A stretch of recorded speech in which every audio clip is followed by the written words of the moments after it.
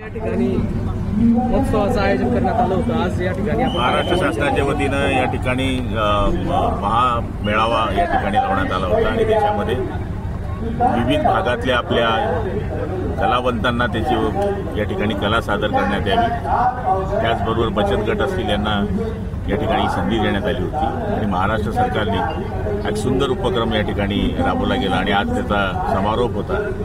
त्याच्या समारोपाच्या कार्यक्रमाला या ठिकाणी प्रचंड गर्दी आहे आणि रायगडाला जेव्हा जाग येते हे नाटक मला वाटतं आता सादर होत आहे। उद्या मुख्यमंत्री जळगाव जिल्हा दौऱ्यावर आहेत, काय सांगणार? मुक्ताईनगरमध्ये काही भूमिपूजन आहेत, त्याचबरोबर वाशिमलाही त्यांचा कार्यक्रम आहे, त्यामुळे सकाळी ते वाशिमला जाणार आहे आणि 4 वाजता मुक्ताईनगरला आहे। 6 वाजता इथं जळगाव शहरामध्ये खेडी येथे गावाला वारकरी भवनाचं भूमिपूजन सुद्धा माननीय मुख्यमंत्री मोदयांच्या हस्ते आहे।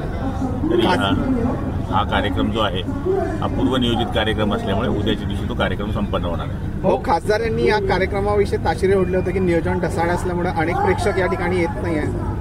मला त्याची काय आयडिया नाही। उद्धव ठाकरे म्हणतायत नुसताच रामनामाचा जप नका करू रामराज्याला।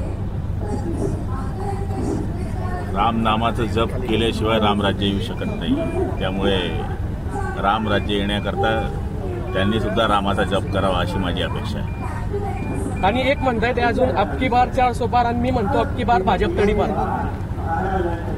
असं म्हणल्याने कोणी तडीपार होत नाही, त्यामुळे बोलण्यापेक्षा कृतीमध्ये त्यांना तडीपार करण्याची तयारी करावी। हे जे काँग्रेस आयुष्यभर आपल्याला जवळ करत नव्हतं, जी राष्ट्रवादी समाजवादी यांना घेऊन तुम्ही तडीपार करणार आहात का? भगवा खाली उतरवणार आहात का? माझे हात जोडून त्यांना विनंती आहे की कमीत कमी भगव्याची तरी लाज ठेवा आपण। सुप्रिया सुळे म्हणताय अबकी बार गोळीबार सरकार। ते आताच बोलायला लागले ना, आतापर्यंत अजितदादा त्यांचे भाऊ होते, आता तडीपार झाले काय? चलो।